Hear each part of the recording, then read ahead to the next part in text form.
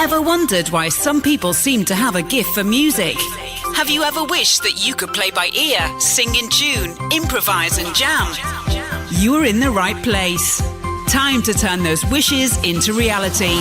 Welcome to the Musicality Podcast with your host, Christopher Sutton. So, we are now at the end of Improv Month here at Musical U, and I hope you've enjoyed this series of episodes focusing on the topic of improvisation.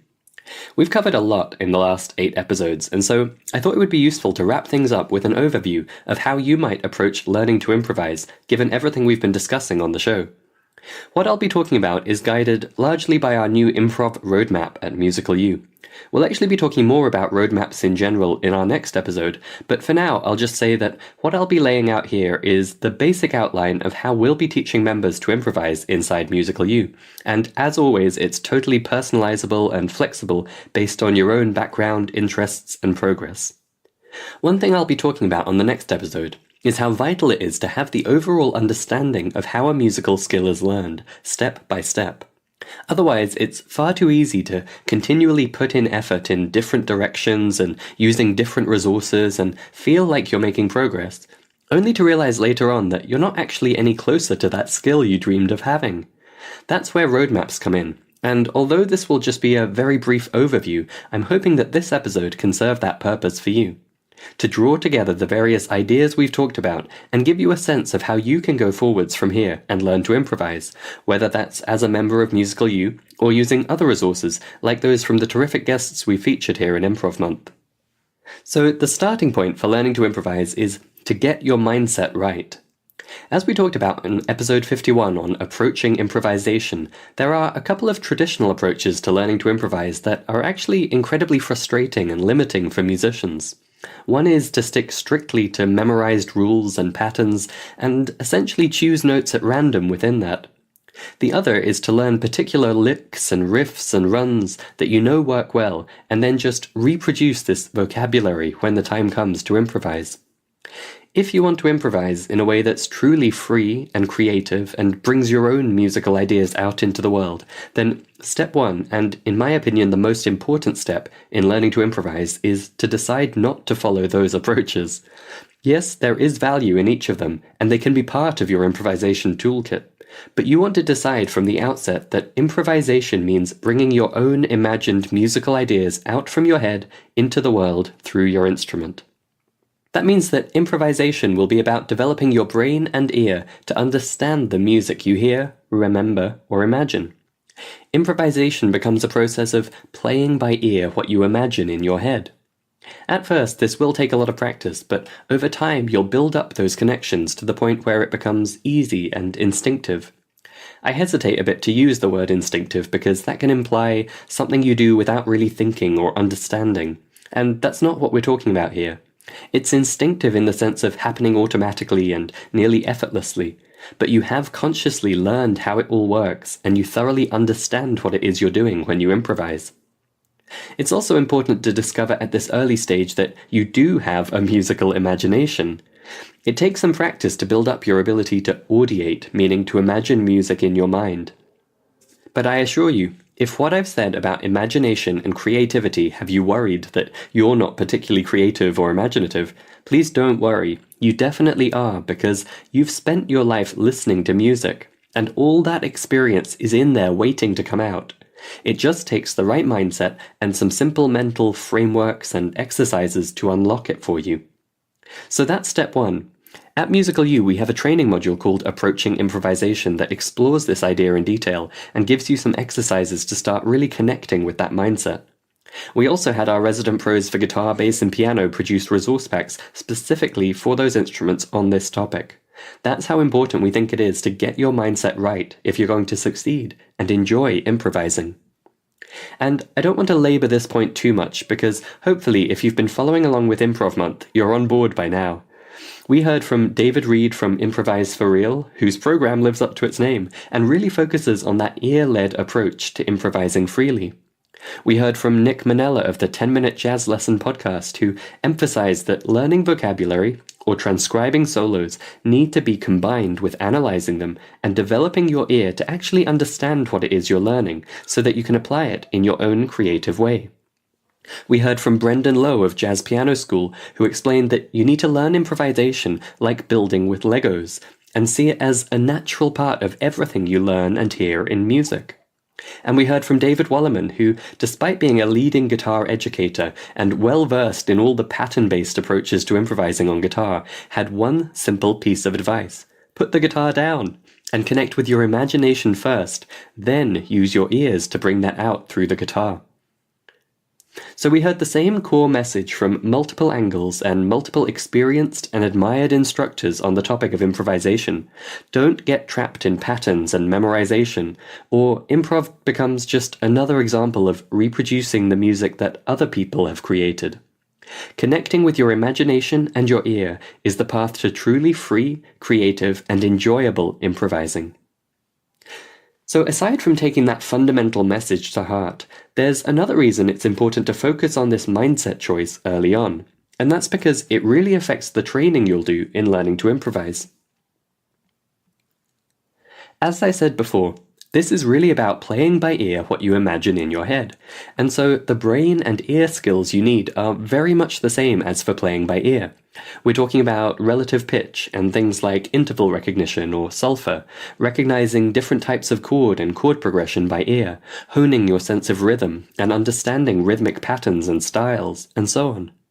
So as we built out our new improv roadmap at Musical U, it was a lot of fun because we could leverage all the training modules we already have for all those areas, and our new improv modules could just focus on the heart of what makes improvising unique.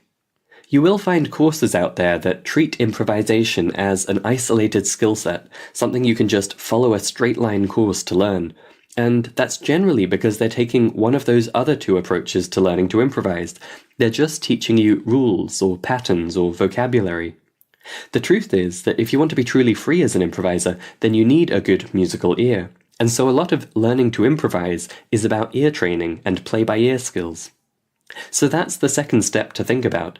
Once you choose this path towards free, creative improvising, you'll want to explore ear training and select the resources and training that will develop your musical ear to support your improvisation.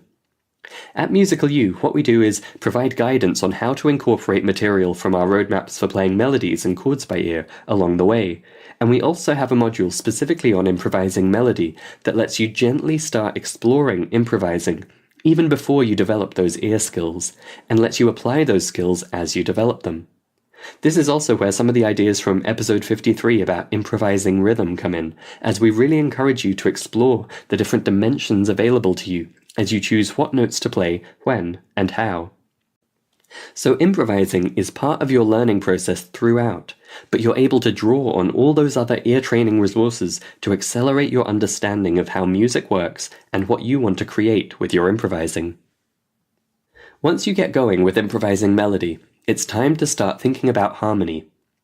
As we talked about in episode 55, this is something that's relevant and powerful whether you play a harmony instrument or not. So pianists, for example, will start thinking about improvising left and right hands together and how chords and melodies interrelate. Guitarists can think about leveraging their chord knowledge to guide their improvisation. And brass and wind players can think about how to choose their melody notes to really match up well with the chord progression they're soloing over, or even to imply a chord progression when playing without accompaniment. This is such an important topic that we've dedicated 2 of our new improv training modules to it at Musical U. One is about the idea of chord tones, and choosing which notes do and don't belong to chords is a really effective way to create a musically compelling melody. And the second is specifically about the tension and release effects you can create by playing around with the interplay of harmony and melody. This is a kind of superpower in improvisation. The relationship between melody and the underlying harmony is a really important part of what distinguishes a solo that sounds like a stream of randomly chosen notes from one that really sounds musical. You can get there purely on your ears and the kind of approach I talked about before, translating what you imagine in your head out into the world. But you can really speed up that learning process by incorporating some understanding of what's going on with the harmony to help guide what you imagine and what you choose to play. So after step 3 of learning how to factor harmony into your improvisation, the next step follows naturally. Those chords have already given you experience of how important and powerful it is for your improvisation to follow a structure of some kind, and how that lets you more easily take the listener on a journey. That chord-by-chord thinking is just one level of structure available to you. So step 4 is to start thinking in terms of structure and form. If you have 4 bars with the same chord, are you going to do anything different with your melody in the first 2 bars than in the second 2? If you have a 16-bar section to solo over that naturally is split into 2 8-bar sections, how are you going to make each one different and interesting? How are you factoring in the music's own form, maybe it has a verse-chorus structure, into what you do with your improvisation? Or if you're improvising entirely freely, what overall structure of sections can you put in place to make it sound like a real piece of music that keeps the listener engaged, rather than just bar after bar all sounding a bit the same? There are lots of tools and constructs you can apply here to structure and shape your improvisation, which we cover in our new training module on this topic. And again, this is going to level up your improv to sound more creative, interesting, and compelling for the listener. The final step in our roadmap, which of course probably won't be the last step you ever take in learning to improvise, that's going to be a long and continually interesting journey for you, but the final step to think about is how you adapt your improvising to different styles of music. It's funny because a lot of improvisation courses will start there. They're essentially trying to teach you a shortcut method to mimic true improvisation, and so they'll teach you licks or patterns that work in blues or fit the rock style, and so on. And again, that stuff is valuable, but it's a bit like putting the cart before the horse. So if you're taking this different mindset to improvisation, that it is first and foremost about expressing your own creativity in music, then it's really more about adapting your improvisation to fit a style, rather than learning a specific skill of improvising in that style. So our last new module released this month is all about improvising in different styles. Building on the ear-led approach to improvisation you've been learning, it gives you the guidance and examples needed to feel comfortable fitting into the traditions and expectations of popular genres like rock, blues, and jazz. And that's really how I'd encourage you to think about it, whether or not you're following the Musical You roadmap. Improvisation is about you and your instrument and the music you want to express. If you bring that ability to rock, great. If you bring it to blues, great. And if you want to go deep into jazz, great. These are all different flavors of the same core skill set. They aren't just sets of patterns, rules, and vocabulary to be learned and reproduced. The nice thing is that when you approach learning to improvise in this way, led by your imagination and using ear skills to bring that out into the world, these last couple of steps about structure and different styles, there really isn't a ton you need to study or practice, because you've been listening to music your whole life. With a bit of active listening and a bit of improv practice, you'll find that you can simply leverage the fact that your musical imagination already pretty much knows how music works and how different styles sound. If you're in a blues context, you'll imagine something bluesy and play that. If you're improvising in a different genre, then you'll imagine a different flavor of music and play that. Yes, it takes a bit of practice, but it's all the same core skill of musical imagination coupled with ear skills to bring it out into the world.